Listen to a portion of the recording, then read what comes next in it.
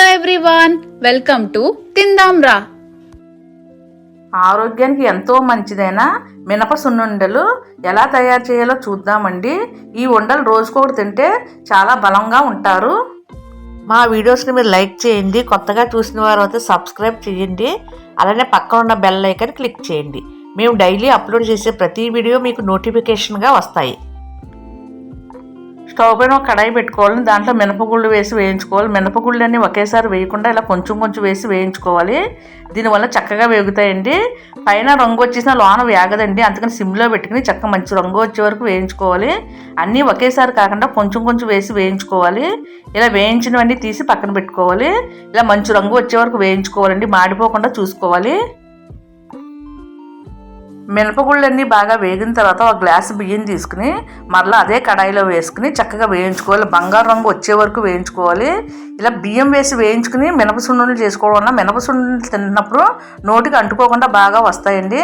మినపగుళ్ళని మధ్య మధ్యలో కదుపుకుంటూ బాగా చల్లారనివ్వాలి.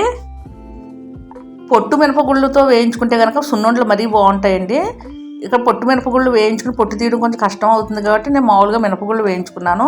ఈ మినపగుళ్ళను బియ్యమును బాగా చల్లారిన తర్వాత డబ్బాలో వేసి పిండి మరకు పంపించి బరకగా మిక్సీ పట్టించుకుని పక్కన పెట్టుకోవాలి.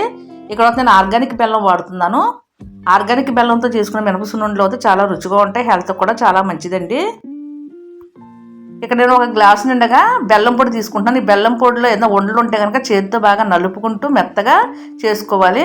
మనం ఏ గ్లాస్తో అయితే బెల్లం పొడి తీసుకున్నామో అదే గ్లాస్తో మినపపిండి కూడా తీసుకోవాలండి. చూడండి, మరపట్టించుకున్న మినపపిండి మరీ మెత్తగా కాకుండా ఇలా బరకగా ఆడించుకుంటే కనుక సున్నుండలు చాలా బాగుంటాయి. బెల్లము అలానే మినపపిండి బాగా కలిసేలాగా కలుపుకోండి. అసలు ఉండలు లేకుండా బాగా కలుపుకోవాలి. నెయ్యి తీసుకుని కొంచెం గోరువెచ్చగా కాచి పక్కన పెట్టుకోవాలి.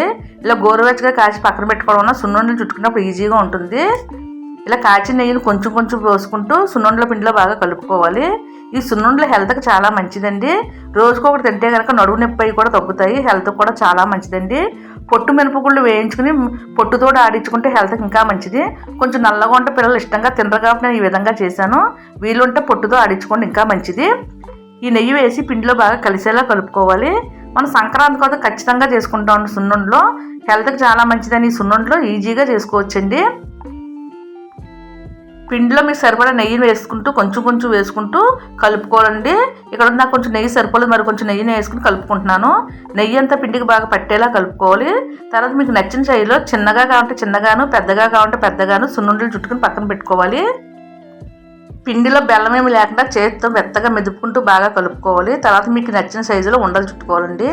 ఈ వీడియోలో చూపిస్తున్న విధంగా మీకు నచ్చిన సైజులో ఉండలు చుట్టుకోవాలండి. పిల్లలు అలానే పెద్దలు ఏదైనా స్వీట్స్ దొరికితే గవ్వ బయటికి వెళ్ళి కొనుక్కు తెచ్చేసుకుంటాం. స్వీట్స్ వాళ్ళు డబ్బులు అవుతాయి, హెల్త్ కూడా అంత మంచిది కదండి. ఇంట్లో ఈజీగా టేస్టీగా హెల్తీగా చక్కగా ఇలా సున్నుండలు చేసి పెట్టండి, పిల్లలు చాలా ఇష్టంగా తింటారు. బయట తినే బదులు ఇంట్లోనే ఇలా చేసి పెట్టుకుంటే పిల్లలకి హెల్త్ కూడా చాలా మంచిదండి. మొత్తం పిండి అందటిని ఇలా నచ్చిన సైజులో చిన్న చిన్నగా కానీ పెద్దగా కానీ సున్నుండలన్నీ చేసి పక్కన పెట్టుకోవాలి. కొంచెం చల్లారిన తర్వాత ఒక డబ్బాలో స్టోర్ చేసుకుంటే 4 రోజుల పైన నిల్వ ఉంటాయండి. పిల్లలు ఉన్న ఇంట్లో 4 రోజులు ఎందుకుంటాయి, 4 రోజుల్లోనే అయిపోతాయి సున్నుండలన్నీ. అంత టేస్టీగా ఉంటాయి. తర్వాత సర్వింగ్ ప్లేట్లు వేసి సర్వ్ చేసుకోవాలండి.